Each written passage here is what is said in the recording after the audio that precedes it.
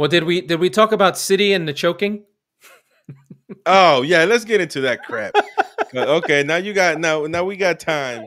We got time. My soundboard is messing up, so I would play some Rocky music because we're about to go head to head. Because you believe that the Premier League should just be a bunch of Boy Scouts,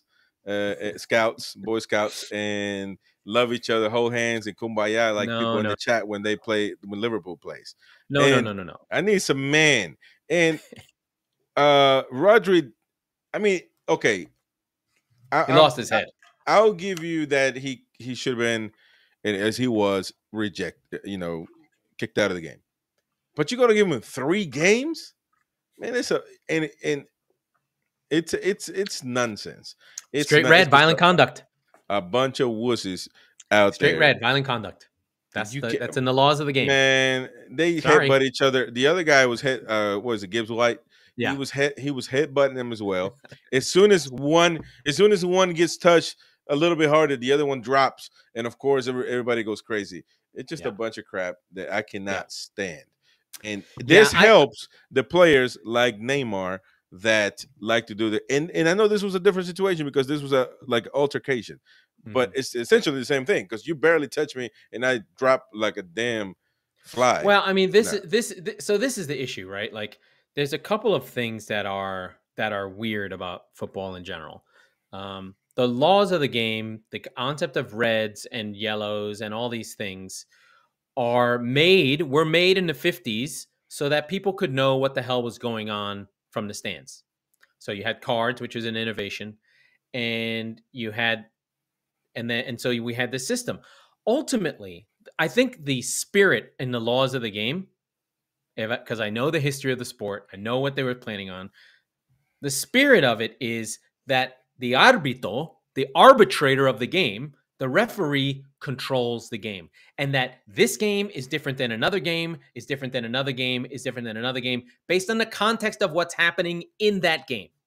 Now, what we've done over the last 20 years as we've become a modern sport that's on television and there's millions of people watching and whatever, is we've made it this game where there are set rules and they are precise, meaning if this happens, this must happen. If the ball touches your hand, it must be a penalty. If you push someone in the chest, it must be a red card. When really, it's really for the referee to go, you know what?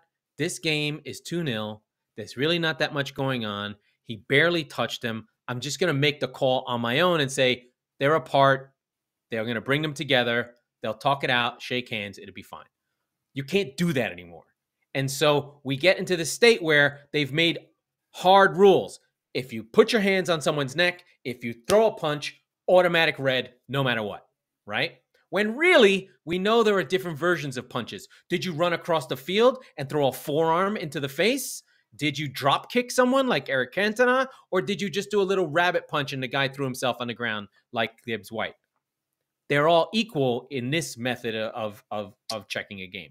So that's why they do it. The other thing is we don't know the context because we weren't old enough. But if you watch older versions of football, it was really, really violent.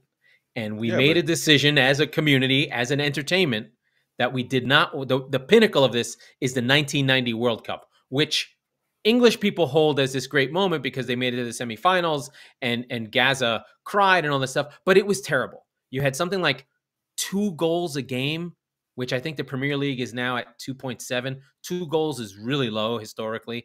And that was the nadir where they were like, yo, we got to do something about the back pass. We got to do something about people getting kicked. So they've slowly been more on the side of offense. And the Premier League and the English League has always been the most lenient with kicking and all this stuff. La Liga is the worst, right? You throw a guy on the floor, they no one touches anyone. It's just the way they play, right? They don't really even, they call everything. The refs make mistakes. It's awful. But England has always been the most rough and tumble.